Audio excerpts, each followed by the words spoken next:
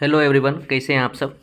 आपका पेपर बहुत ही बढ़िया गया होगा सीटेट का। आज पेपर 1 का मतलब कि डिस्कशन अभी करने जा रहे हैं। सबसे पहले आपका क्या है, सीडीपी का डिस्कशन करेंगे, मतलब बाल विकास एवं शिक्षण शास्त्र का। उसमें हम लोग क्या देखते हैं, अलग अलग क्वेश्चन का आपका पेपर, मतलब ये देखने से ये लग रहा है कि आप जो है सीडीपी में मतलब कि 30 में से इतना ज़रूर है कि 28-27 से आप ऊपर स्कोर किए होंगे, क्योंकि पेपर का लेवल भी उतना ज़्यादा हार्ड नहीं है। इसलिए क्या है, आसानी से आपका क्या है कि 90 नंबर आ सकता है 150 नंबर में, ये कोई बड़ी बात नहीं है, ठीक है ना। तो सीडीपी से अनुमान लगता है। आगे पेपर और भी डिस्कस करेंगे हम लोग, पहले आपकी सीडीपी का डिस्कशन कर रहे हैं। तो देखिएगा सीडीपी का क्या है, पिक्चर थोड़ा सा क्या है कि धुंधला है, क्योंकि स्टूडेंट से ही लिया गया है पिक्चर।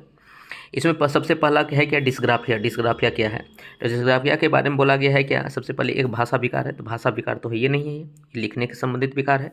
तो सब बोल रहा है क्या, ये एक गति युक्त विकार है। गति युक्त मतलब कि शारीरिक विकार है, बिल्कुल गलत है। ये एक तंत्रिका विकार है। तंत्रिका मतलब मस्तिष्क का विकार है, जिसका विशेष अक्षरों, अक्षर आ गया, अक्षर ये आकार थे। इसका आंसर क्या हो जाएगा आपका 3, ठीक है। आगे आते हैं, आगे 2 नंबर क्वेश्चन को देखते हैं। बोल रहा है कि प्रतिभावान बच्चों को शिक्षित करने का उपागम जो उन्हें असामान्य रूप से तीव्र गति से पाठचर्या के माध्यम से आगे बढ़ाता है। तीव्र गति से पाठचर्या के माध्यम से आगे बढ़ाता है, क्या कहलाता है। पहला बोल रहा है क्या, विवेधी निर्देशन, मतलब क्या है, जिसको बोलते हैं डिफ्रेंशिएटेड इंस्ट्रक्शन। उसके बाद वह संवर्धन। संवर्धन तो प्रोग्राम इसके लिए चलाया जाता है। तो सब बोल रहा है कि एक्सेलरेशन। तो बताइए, तीव्र गति से अगर पाठचर्या के माध्यम से आगे बढ़ाना काम कर रहा है तो इसको बोलते हैं एक्सेलरेशन। क्या बोलते हैं, गतिवर्धन। तो आंसर क्या हो जाएगा आपका 3, त्वरण, जिसको बोलते हैं एक्सेलरेशन। क्लियर है। उसके बाद देखिए आगे क्वेश्चन में, आगे क्वेश्चन थोड़ा जो है स्टेटमेंट का है। निम्न जो बोल रहा है कि शिक्षक को समावेशी कक्षा की दिशा में काम कर रहे हैं, तो उन्हें चाहिए कि वे क्या करें। बोल रहा है कि पाठचर्या के अनुकूल, पाठचर्या में अनुकूल रहे, मतलब अनुकूलन रहे, मतलब कि पाठचर्या के अनुकूल जो है क्या के, मतलब कि पाठचर्या के अनुकूल रहे। दूसरा बोल रहा है कि विविध दृष्टिकोण में शामिल रहे, बिल्कुल सही है। वे स्वयं के अंतर्निहित पूर्वाग्रहों की जांच करें, मतलब कि अपने अंदर क्या क्या है, विविधताओं को एक बाधा के रूप में ले। ये आपका नहीं होगा 4 नंबर। तो आंसर क्या हो जाएगा, 1 2 3, 3 हो जाएगा। तो आंसर क्या है, 1 2 3 में आपका 2 नंबर आंसर हो जाएगा। उसके बाद हम लोग 4 नंबर क्वेश्चन में देखते हैं। 4 नंबर में आपका क्या है कि सेसुआ अवस्था में समाजीकरण। बताइए, सेसुआ अवस्था बच्चा जब जन्म लेता है तब की अवस्था होता है, जिसको 0 से 2 वर्ष की अवस्था बोलते हैं। तो इस समय बच्चा क्या समाजीकरण क्या होता है, प्रथम समाजीकरण। देखिए पहला में कहीं कहीं है प्रथम, प्रथम एक दूसरा नंबर में, क्योंकि प्रथम समाजीकरण हो जाएगा सेसुआ अवस्था में। इसके बाद जो है बाल्यावस्था जिसको बोलते हैं, उसको क्या हो जाएगा, मतलब कि माध्यमिक, मतलब क्या है, द्वितीय समाजीकरण। तो आंसर यहाँ क्या हो जाएगा आपका 2। उसके बाद 5 नंबर क्वेश्चन में देखते हैं। 5 नंबर बोल रहा है कि ले वाइगोस्की के अनुसार, ले वाइगोस्की पता है कि आपको क्या है, भाषा के बारे में ज़्यादा बोला है। तो सामाजिक भाषा बोल रहा है कि सामाजिक कारक है। ले वाइगोस्की के अनुसार सामाजिक कारक भाषा विकास को प्रभावित करता है, परंतु संज्ञानात्मक। बताइए कि नहीं। बताइए, भाषा जो है, ये तो वाइगोस्की बोला ही है कि समाज, संस्कृति और क्या है भाषा, ये तीनों बालक के संज्ञानात्मक विकास को प्रभावित करता है। इसलिए आंसर आपका क्या है, पहला नहीं होगा। दूसरा बोला है कि संज्ञानात्मक विकास भाषा विकास को सुगम बनाता है, ये भी गलत है। दूसरा बोल संज्ञानात्मक विकास नहीं, यहाँ बोलते हैं कि भाषा विकास संज्ञानात्मक विकास को सुगम बनाता, तो सही हो जाता। बोल रहा है क्या, भाषा विकास एवं संज्ञानात्मक संज्ञानात्मक विकास एक दूसरे से स्वतंत्र होते हैं, मतलब कि कोई लेना देना नहीं होता, ये भी गलत हो गया। आंसर आप देखिएगा डी नंबर में क्या है कि भाषा विकास संज्ञानात्मक विकास को सुगम बनाता है। देखिए भाषा विकास और संज्ञानात्मक विकास को सुगम बनाता है, तो ये सही हो जाएगा। आंसर आपका क्या हो जाएगा 4। अब हर एक स्टूडेंट में क्या है कि अलग अलग उसका क्या है कि पेपर का कोडिंग किया गया है, इसलिए जो ऑप्शन यहाँ 1 नंबर में आपको दिखा होगा वही ऑप्शन आप में नहीं होगा, इसलिए आंसर को लगा के टिक लगाइएगा, ठीक है ना। उसके बाद देखिए लॉरेंस कोहलवर के नैतिक तर्क के अनुसार बच्चे आमतौर पर मानते हैं कि लोग को समाजों की अपेक्षाओं पर खरा उतरना चाहिए, अच्छे तरीके से व्यवहार करना चाहिए। बताइए, अच्छे तरीका से व्यवहार करना मतलब अच्छा लड़का अच्छा लड़की, और अच्छा लड़का अच्छा लड़की कौन सा अवस्था में आता है, तीसरा अवस्था, जिसका नाम है क्या, द्वितीय चरण, मतलब दूसरा लेवल, जिसको बोलते हैं क्या, परंपरागत नैतिक स्तर। आंसर क्या हो जाएगा आपका 3। उसके बाद बोल रहा है कि स्टेटमेंट कंक्लूजन का देखते हैं क्वेश्चन।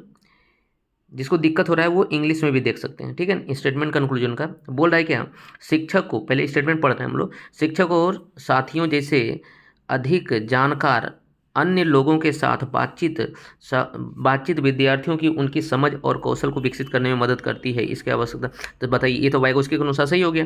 दूसरा बोल रहा है कि क्योंकि सामाजिक संपर्क सीखने एवं क्या को सही बनाता है, घटक है, प्रमुख घटक है, इसका मतलब दोनों आंसर सही हो गया। तो दोनों कौन सही है, दोनों सही है, और बी आपका व्याख्या भी एक का कर रहा है, इसका मतलब क्या है, ए दोनों सही है, आर सही का व्याख्या कर रहा है। तो आंसर क्या हो जाएगा आपका 2 नंबर। चलिए क्वेश्चन बहुत ही इजी था, थोड़ा धुंधला क्वेश्चन है, लेकिन क्या तब पर भी हम पढ़ के आपको सुना रहे हैं, तो समझिएगा।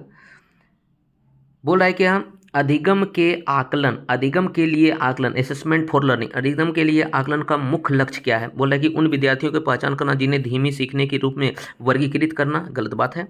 बोल रहा है क्या कि विद्यार्थियों के प्रदर्शन का मूल्यांकन करना, प्रदर्शन ये ग्रेड देना, ग्रेड देने के लिए मूल्यांकन नहीं करते हैं हम, आकलन के लिए मूल्यांकन इसलिए करते हैं ताकि विद्यार्थी में जो कमियां रह गई उसको दूर करें। और 3 नंबर बोला है कि विद्यार्थी के प्रति पुष्टि प्रदान करना, जिसका उपयोग उसको सुगम करने के लिए करते हैं। तो आंसर क्या हो जाएगा आपका 3 नंबर। उसके बाद 9 नंबर में देखिए, क्वेश्चन में 9 नंबर में बोला है क्या, 9 नंबर का क्वेश्चन है कि किस आयु में बच्चे शब्दों के खेल में शामिल हो सकते हैं? शब्दों के खेल मतलब क्या है? शब्दों से खेलते हैं। तो शब्दों के खेल से कौन होता है? जब आपका शिशुअवस्था खत्म होता है, जबकि पूर्व बाल्य अवस्था में आता है। ऐसे कि चुटकुलों एवं पहेलियों को पसंद करते हैं। इसका मतलब क्या है? देखते हैं चुटकुला में क्या है कि बोलता है और वहाँ पे एक कार्टून दे देते हैं ताकि वो समझता है, मतलब कि इस शब्दों का खेल खेलता है। तो हम आपको प्रतीकात्मक खेल, ये शब्दों का खेल आपको बताएं कि पूर्व बाल्य अवस्था में होता है। ये बताइए कहाँ से शुरू हो जाता है? तो ये आपका 3 साल से, मतलब कि 2 साल से 7 वर्ष के बीच में रहेगा। तो 2 साल तो यहाँ देंगे नहीं, देंगे क्या 3 साल, 3 साल से 7 वर्ष के बीच में। 7 साल भी नहीं देंगे क्योंकि 7 साल में क्या है, परिपूर्ण हो जाता है। तो कौन सा अवस्था यहाँ पे सबसे बढ़िया हो जाएगा? तो आंसर हो जाएगा 3। क्लियर है? जो ये क्वेश्चन बनाए हैं बहुत सही बनाए हैं, बहुत बहुत उनका सही भी मिल रहा है क्वेश्चन। उसके बाद हम लोग देखते हैं 10 नंबर, 10 नंबर में बोल रहा है क्या, केरल गिल्गिन जो है ने कोहलबर्ग के नैतिक विकास के सिद्धांत का आलोचना किया। सिंपल बात है, कोहलबर्ग के नैतिक विकास का सिद्धांत केरल गिल्गिन ने किया था। क्या कोहलबर्ग ने बोला था कि नारी को जो है नैतिक विकास में हम लोग क्या करेंगे, नैतिक निर्णय में शामिल नहीं करेंगे, क्योंकि उसके पास डिसीजन मेकिंग कैपेसिटी जो होता है, निर्णय लेने की क्षमता बहुत कम होती है। बताइए, तो इसका मतलब क्या, सामाजिक दृष्टिकोण से थोड़े ना किया, वो नारीवाद दृष्टिकोण से किया था कि नारी को आपने अपने अथी में शामिल क्यों नहीं किया, इसके बारे में आलोचना किया था केरल गिल्गिन ने। क्लियर है? तो आंसर इसका क्या हो जाएगा? 2 नंबर। जो 1 लगा है वो गलत है, 2 हो गया आंसर। उसके बाद देखिए 11 नंबर का क्वेश्चन देखते हैं। जीन पियाजे का क्वेश्चन है। कोई भी चीज़ आपका जो बिना पढ़ाया हुआ, 1-2 क्वेश्चन इधर उधर हो सकता है, लेकिन सब पढ़ाया हुआ क्वेश्चन आपको हुआ। जीन पियाजे के अनुसार जो है पूर्व संक्रियात्मक चिंतन की मुख्य विशेषता में, पूर्व संक्रियात्मक चिंतन का मुख्य विशेषता क्या होता है? एक जानते हैं आपका केंद्रीकरण होता है। केंद्रीकरण का 2 दोष निकलता है, एक है जीववाद और दूसरा क्या है आपका अहम केंद्रित। तो देखिए यहाँ पे कहाँ है, बोला है कि विशेषताओं में से एक डैश है जो क्रियाओं के स्थित पहलू के केंद्रित करता है, दूसरों की अपेक्षाओं की प्रवृत्ति को मतलब करता है। तो इसका मतलब क्या हो जाएगा यहाँ पे? केंद्रीकरण। क्या हो जाएगा आंसर आपका? केंद्रीकरण। क्योंकि मतलब कि बच्चों क्या है कि पूर्व जो है संक्रियात्मक अवस्था में आपका केंद्रीकरण हो जाता है, यही आपका मूर्ध संक्रियात्मक अवस्था में विकेंद्रीकरण हो जाएगा। तो यहाँ पूर्व को पूछा ना, तो पूर्व का आंसर हो जाएगा आपका केंद्रीकरण। उसके बाद देखिए 16 नंबर क्वेश्चन में बोल रहा है क्या, अनुभवात्मक मतलब कि अनुभव, एक्सपीरियंस, अनुभवात्मक अधिगम किस पर बल देता है? तो बच्चे को करके सीखने पर बल देगा। बोला है कि अधिगम के शिक्षण नियंत्रण, जहाँ नियंत्रण रहे, नेगेटिव टैगवर्ड, आपको टैगवर्ड का भी वीडियो दिए थे, आप देखे होंगे तो बहुत बढ़िया स्कोर कर पाए होंगे। बोल रहा है कि पुनर्वलन, बताइए पुनर्वलन पे हम लोग ज़्यादा जोर नहीं देते, क्योंकि पुनर्वलन क्या होता है? एक्सटर्नल मोटिवेशन होता है। आलोचनात्मक प्रतिबिंब को महत्व देना, ये भी सही हो गया। एक प्रक्रिया के बजाय अधिगम को एक उत्पादक के रूप में देखना। तो हम बताइए, अगर अनुभवात्मक के अथी एक प्रक्रिया के बजाय, मतलब एक प्रक्रिया के बजाय अधिगम को एक उत्पाद के रूप, उत्पाद मतलब रिजल्ट के रूप में देखना, ये भी गलत हो जाता है। आंसर क्या हो जाएगा आपका? आलोचनात्मक। जहाँ भी आलोचनात्मक चिंतन होता है वो पॉजिटिव टैगवर्ड होता है। आंसर क्या हो जाएगा आपका? 3। ये गलत थोड़ा मार दिए हैं आंसर जो भी स्टूडेंट ये बनाए थे। चलिए उसके बाद बोला है कि बच्चे समस्या समाधान कौशल को बढ़ाने के लिए निम्नलिखित में कौन सा प्रभावी तरीका उपयोग होगा? बताइए कि स्वतंत्र चिंतन को हतोत्साहित जो निगेटिव टैगवर्ड हो गया। बोल रहा है क्या, कठिन समस्याओं से बचने के लिए, तो गलत हो गया। बच्चा को कठिन नहीं देंगे, सरल देंगे, ज़्यादा आलसी हो जाएगा ना वो। उसे बोल रहा है कि उन्हें समस्या को तैयार करने के समाधान, मतलब कि उन्हें समस्याओं को तैयार समाधान उपलब्ध कराना, मतलब कि आप जितना समस्या का समाधान है उसको उपलब्ध करा दें, उसका दिमाग नहीं लगाएं, ये भी गलत हो जाता है। उन्हें बुद्धि मंथन करने एवं सहज अनुमान लगाने का अवसर देना। तो इसका मतलब आंसर क्या हो जाएगा आपका? 4 नंबर। देखिए बहुत आसान क्वेश्चन है इस, मतलब कि सिंपल बात समझिए कि इसमें स्कोर बहुत बढ़िया सब कर सकते हैं। बोला है कि निम्नलिखित में कथन को पढ़िए। बोला है कथन स्टेटमेंट ए को पढ़ रहे हैं, शिक्षक को सार्थक वातावरण बनाना चाहिए जिससे सभी बच्चे की सक्रिय भागीदारी एवं संलग्नता, मतलब कि उसमें मिलजुल के रहे। बिल्कुल सही है स्टेटमेंट। उसके बाद बोल रहा है कि क्योंकि सभी बच्चे आंतरिक रूप से सीखने के लिए प्रेरित होते हैं और सीखने में सक्षम भी होते हैं। बिल्कुल सही है। इसका मतलब स्टेटमेंट दोनों सही है, और क्या है, आर जो है सही व्याख्या भी कर रहा है। तो सही व्याख्या कौन कर रहा है? तो यहाँ पे देखिएगा आंसर क्या है, A B N दोनों सही, आर जो है सही व्याख्या कर रहे थे। आंसर क्या हो जाएगा आपका? 2 नंबर। ठीक है। 19 नंबर क्वेश्चन में देखते हैं, बोला है कि निम्नलिखित में कौन सी प्रक्रिया अधिगम के दौरान योगदान नहीं देता है, मतलब कि सिंपल बात है वो गलत होता है। बताइए। संगठन, संगठन मतलब ऑर्गेनाइजेशन, किसी को सुव्यवस्थित ढंग से रखना, ये तो होता ही है, जीन पियाजे का पढ़ते हैं हम लोग संगठन का। उसके बाद बोल रहा है वर्गीकरण, वर्गीकरण नहीं होता है। बोल रहा है सॉरी वर्गीकरण, वर्गीकरण मतलब कि गुणों के आधार पर बांटना। उसके बाद बोल रहा है क्या, वैचारिकता, वैचारिकता मतलब क्या है कि किसी के दिमाग में क्या क्या विचार आ रहा है वो उसको महत्व देना। बोल रहा है गैर प्रासंगिक, गैर प्रासंगिक मतलब जो संबंधित नहीं हो, तो हम जानते हैं जो बच्चे से संबंधित नहीं हो वो बच्चे की अधिगम प्रक्रिया को बाधा पहुंचाता है, मतलब अधिगम प्रक्रिया के दौरान योगदान नहीं देता है। तो आंसर यहाँ सबसे बढ़िया क्या हो जाएगा आपका, आंसर हो जाएगा आपका D4 दिल्ली। जो हमारे थे 2 नंबर वो गलत है। चलिए उसके बाद देखते हैं। अच्छा यहाँ पे क्या है, क्वेश्चन कुछ अथी हो गया, मतलब कि 12 नंबर से क्वेश्चन छूट गया है, अगले क्वेश्चन में आ गया था। तो हम लोग क्या है इसको पहले देख लेते हैं 12 नंबर से, क्योंकि हम लोग 19 नंबर तक देख लिए, 19-20 तक। बोला कि प्रारंभिक बाल्य अवस्था में वृद्धि, बताइए प्रारंभिक बाल्य अवस्था में जो वृद्धि होता है वो वृद्धि कैसा होता है। तो आपको पता है कि प्रारंभिक बाल्य अवस्था में वृद्धि क्या होता है, धीमी गति से होता है। बताइए वृद्धि जो है कैसा होता है। अब बोला है कि उसका सोच डैश होता है, तो बहुत हद तक जानते हैं प्रारंभिक बाल्य अवस्था जीन पियाजे के अनुसार कौन सा अवस्था हो जाएगा, जीन पियाजे के अनुसार पूर्व संक्रियात्मक अवस्था। अब पूर्व संक्रियात्मक अवस्था में बच्चे का सोच क्या होता है, जिसको बोलते हैं कि आत्म केंद्रित। क्या बोलते हैं आप लोग, आत्म केंद्रित बोलते हैं। देखिए कहीं पे आपको दूसरा ऑप्शन में आत्म केंद्रित मिल रहा है, मिल रहा है, तो आंसर क्या हो जाएगा, या तो ए होगा या तो बी होगा, क्योंकि इसी में दूसरा ऑप्शन में मिल रहा है आपको आत्म केंद्रित, बाकी बस सब में आपका। इसका मतलब क्या है, इसमें अब दूसरा चीज से देखेंगे। पहला बोला है कि जबकि मध्य बाल्य अवस्था में वृद्धि, मध्य बाल्य अवस्था में वृद्धि क्या होता है आपका, धीमी होता है, क्योंकि उसमें क्या है बुद्धि बढ़ने लगता है। और सोच उसका क्या होता है, सोच तार्किक होता है, क्योंकि मध्य बाल्य अवस्था जीन पियाजे की तीसरा अवस्था का नाम है, और तीसरा अवस्था में बच्चे में लॉजिक डेवलप हो जाता है, मतलब कि तार्किक। तो देखिए तार्किक किस में है, दोनों में तार्किक है, तो दोनों में तार्किक है, दोनों सही है, लेकिन क्या है कि यहाँ देखना पड़ेगा इसका मतलब क्या है, उसका बाल्य अवस्था में क्या होता है, धीमी हो जाता है, मध्य बाल्य अवस्था में क्या हो जाता है उसका, धीमी हो जाता है। तो आंसर क्या हो जाएगा आपका, धीमी से पकड़ पाए, इसका टोटल का टोटल आंसर होगा आंसर 2। क्या होगा आंसर है आपका, मतलब कि प्रारंभिक बाल्य अवस्था में क्या होता है कि वृद्धि जो होगा वो स्थिर होगा, और उसका सोच जो है कुछ हद तक आत्म केंद्रित होगा। उसके बाद मध्य बाल्य अवस्था में वृद्धि जो होगा धीमी होगा, और उसका सोच जो है तार्किक हो जाएगा। आंसर क्या हो जाएगा आपका, 2 नंबर। उसके बाद 13 नंबर पे बोले निम्नलिखित में कौन सा स्थूल गति, स्थूल गति मतलब ऐसा जिसमें कि पूरे शरीर का यूज है, जैसे बुनाई, बुनाई में क्या होता है पूरे हाथे का यूज होता है, इसका मतलब स्थूल गति नहीं। तैरने स्थूल गति हो जाएगा, क्योंकि तैरने में क्या है हाथ पैर सब का यूज हो जाता है। एक कागज को वृत्त मोड़ना, इसका मतलब इसमें भी उंगलियों का प्रयोग हुआ, एक कागज को मोड़ना इसका में, तो इसका सबसे बढ़िया आंसर क्या हो जाएगा आपका, तैरना। तैरेगा क्या हो जाएगा आपका 2, तैरना। उसके बाद देखिए 14 नंबर क्वेश्चन में भौतिक विकास, भौतिक विकास और भौतिक वृद्धि और विकास, विकास के डैश और डैश सिद्धांतों से संबंधित है। बताओ विकास का सिद्धांत हम देख लेंगे। बताइए एकीकरण का सिद्धांत, बताइए वृद्धि में एकीकरण का सिद्धांत आया था, ये विभेदिक सिद्धांत आया था। विभेदीकरण का सिद्धांत किस में आया था, तो संज्ञानात्मक विकास के सिद्धांत में। क्लियर है। बोला शीर्षगामी और समीपस्थ, समीपस्थ दूरस्थ, इसका मतलब यही तो है, क्योंकि शीर्षगामी को हम लोग बोलते हैं सेफलिकोडल, और क्या है समीपस्थ दूरस्थ को बोलते हैं प्रोक्सिमो डिस्टल। ये क्या है, विकास का एक दिशा का सिद्धांत है। तो आंसर क्या हो जाएगा आपका 2, आंसर क्या हो जाएगा आपका 2। उसके बाद देखिए क्या बोल रहा है, आंसर 2। उसके बाद हम लोग 15 नंबर में आते हैं। बोला कि हार्वर्ड गार्डनर का एक दर्शन शास्त्री के पास डैश प्रकार की बुद्धि होती है। दर्शन शास्त्री मतलब कि दार्शनिक जो आदमी होता है, दार्शनिक आदमी क्या है, अपने आप को बहुत बढ़िया से जानता है, किस प्रकार की बुद्धि होती है। और मूर्तिकार के पास, बताइए मूर्तिकार क्या होता है कि चीज़ों के स्थान के बारे में बहुत बढ़िया बुद्धि होता है।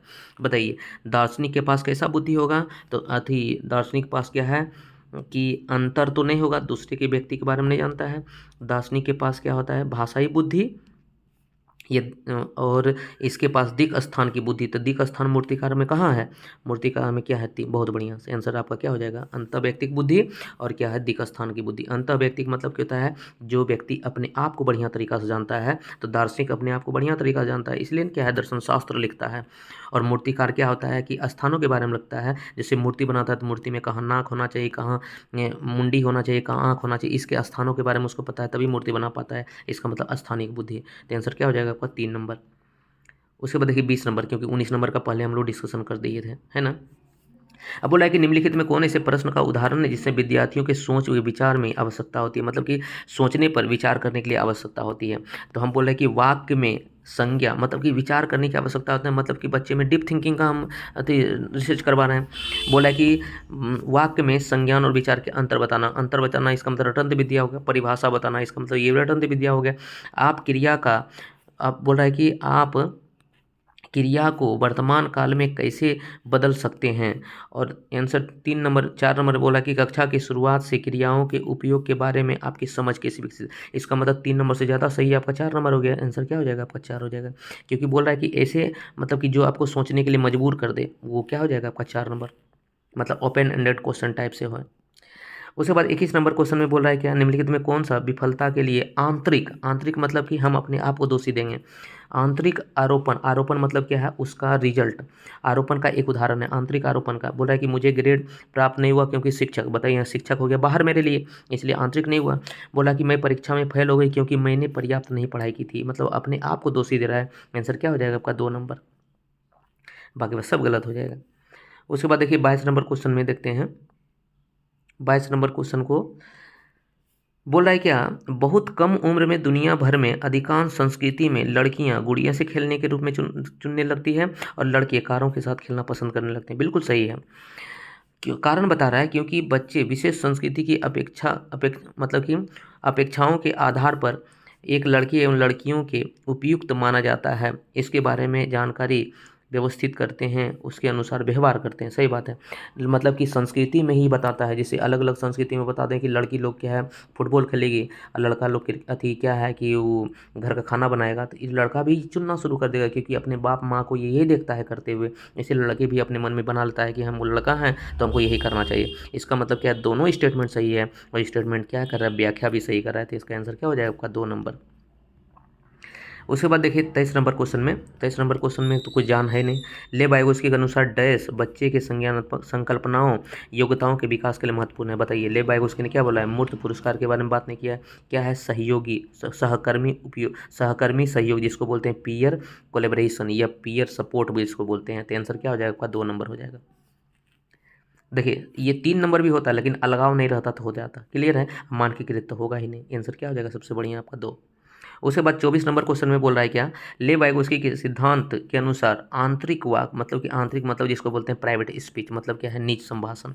आंतरिक वाद बच्चे के लिए एक कल्पना दोस्त के रूप में संप्रेषण संप्रेषण करने का एक तरीका है, संज्ञानात्मक और परिपक्वता को दर्शाता है, विकास में विकासात्मक देरी की संकेत है, बच्चे की अपनी सोच को नियंत्रित। आंसर सबसे बढ़िया क्या हो जाएगा, हम आपको बताएं बच्चा खुद से खुद में इसलिए बात करता है ताकि अपने दिमाग को एक डायरेक्शन देने का काम करता है, ताकि हमको समस्या को किस प्रकार समाधान करना है। इसलिए 24 का आंसर क्या हो जाएगा आपका 4।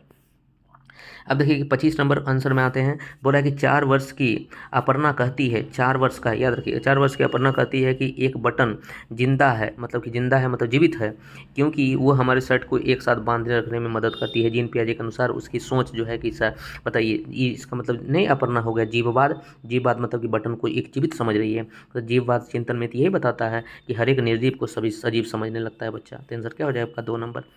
उसके बाद 26 नंबर बोल रहा है क्या, निम्नलिखित में सोलिनता वाले आपको बताए थे, सोलिनता का क्वेश्चन बहुत ज़्यादा इंपॉर्टेंट होता है। सोलिनता मतलब ऐसा बच्चा जो कि अपने आप में लीन हो, जिसको समाज से कोई लेना देना हो, जिसमें बातचीत करने का क्या है कि उसमें अथी नहीं रहता है, इंटरेस्ट नहीं रहता है। वही बोला है कि कल्पना के तथ्यों कौन सा विशेषता स्वाधीनता वाला बच्चे में होगा।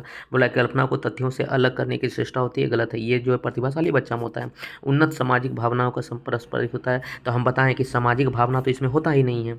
दूसरा बोल रहा है कि बार बार दोहराव, हम बताए थे आपको कि एक क्रिया को बार बार दोहराना चाहता है। तो आंसर क्या हो जाएगा आपका 3। 4 नंबर बोल रहा है कि संवाद कौशल, तो बच्चे में क्या होता है, संवाद कौशल का क्या होता है, विकास देर से होता है, नहीं होता है, इसीलिए उसमें स्वलीनता का विकार है। आंसर क्या हो जाएगा सबसे बढ़िया आपका 3 नंबर। उसके बाद 27 नंबर क्वेश्चन में देखिएगा, 27 नंबर का क्वेश्चन का है, 27 नंबर क्वेश्चन में सॉरी 27 क्वेश्चन को पहले हम लोग खेलते हैं। हाँ, अब बोल रहा है क्या, इसमें एक स्टेटमेंट देखिएगा कि विद्यार्थियों के बीच सम आलोचनात्मक चिंतन को सुगम बनाने के लिए शिक्षक को उन्हें विविध परिस्थितियों एवं विविध दृष्टिकोण के अवगत कराना चाहिए। बिल्कुल सही स्टेटमेंट है, क्योंकि जब विद्यार्थी विविध मतभेदों के बीच बातचीत में संलग्न होते हैं तो सम आलोचनात्मक चिंतन रचनात्मक रूप से सोचने में क्षमताओं में वृद्धि और विकास होती है। इसका मतलब ये दोनों भी सही है। आंसर क्या हो जाएगा आपका, ए बी दोनों सही है और ए सही व्याख्या कर रहा है, मतलब बी सही व्याख्या कर रहा है। आंसर हो जाएगा आपका 2। कितना आसान आसान क्वेश्चन था, इसलिए बोले सीडीपी में आपको 28 नंबर मिनिमम आना चाहिए, 28-29। बोला कि निम्नलिखित में से अधिगम का प्राथमिक लक्ष्य कौन सा होना चाहिए। बताइए, रटना गलत बात है, यंत्रवत आपको बताएं गलत बात है, समकक्षी के साथ प्रतिस्पर्धा गलत बात है, सम आलोचनात्मक चिंतन। आंसर क्या हो जाएगा 50। बहुत बढ़िया।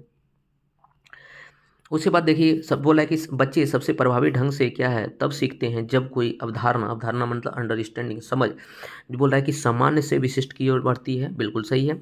अमूर्त से मूर्त, गलत बात है, मूर्त से अमूर्त जाना चाहिए। जटिल से सरल, गलत बात है। और तर्क संगत से अनुभव, अनुभव से तर्क संगत जाना चाहिए। इसलिए तीनों आपका गलत हो जाता है, आंसर ए सही हो जाएगा। 30 नंबर क्वेश्चन में आते हैं। 30 नंबर लास्ट क्वेश्चन है, अब देखिएगा। बोला है कि विद्यार्थियों के सीखने की शैलियों की विविधता, सदियों की विविधता, बोला है कि को महत्व देना चाहिए और मानव विविधता के प्रतिबिंब के रूप में देखना चाहिए, बिल्कुल सही है। पहला ऑप्शन ही सही हमको मिल गया। बोला है कि उपेक्षा, दूसरा ऑप्शन पढ़ लेते हैं कि उपेक्षा की जाने, उपेक्षा मतलब अनादर, मतलब कि इसको गलत हो गया। बोला है कि शिक्षण प्रक्रिया में दौरान जो है ध्यान नहीं देना चाहिए, ये भी गलत हो गया। और उसके बाद डी नंबर में बोल रहा है क्या कि को शिक्षण अधिगम प्रक्रिया में बाधा, ये भी गलत हो गया। तो इनका सबसे बढ़िया आंसर क्या हो जाएगा आपको 1। तो इसलिए यहाँ पे आपका क्या है सीडीपी के क्वेश्चन का डिस्कशन हुआ। अगले वीडियो में हम लोग क्या है ईवीएस के क्वेश्चन का डिस्कस करेंगे, साथ में पेडागोजी के साथ भी करेंगे डिस्कशन, और सब सब्जेक्ट का मिलेगा आपको। अभी इसके बाद आपको ईवीएस का मिलेगा, ईवीएस का, इसके बाद आपको क्या है ईवीएस का मिलेगा, उसके बाद आपका क्या है मैथ्स का मिलेगा, उसके बाद आपका हिंदी का मिलेगा, उसके बाद आपका इंग्लिश का मिलेगा, तब आपका संस्कृत का मिलेगा। सारा वीडियो आज रात में ही आपका चल जाएगा, ठीक है। Thank you. अगले वीडियो के लिए बने रहिए और वीडियो को सब्सक्राइब कीजिए, मतलब कि चैनल को सब्सक्राइब कर लीजिए और वीडियो को दोस्तों के साथ शेयर कीजिए, ताकि इससे क्या होगा कि हमको भी मोटिवेशन मिलेगा, आपके लिए नया नया वीडियो लाते रहेंगे। Thank you.